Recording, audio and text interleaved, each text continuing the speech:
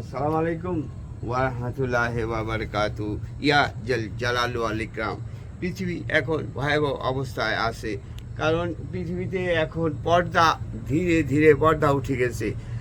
তার কারণ হলো এই পৃথিবীতে অনলাইন আসিয়া, এই প্ল্যাটফর্মে আসিয়া মানুষের ভিতরে শিক্ষা বন্ধ করে দিয়েছে, ব্রেনকে অকেজো করে দিয়েছে।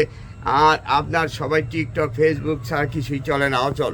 আমরা চাইবো ফেসবুক টিকটক ইউটিউব এগুলো কম দেখতে, সামান্য পরিমাণ দেখতে, তাহলে আমাদের ব্রেন ঠিক থাকবো, আর ব্যায়াম করব আর কাজ করব, তাহলে আমরা সুস্থ থাকব।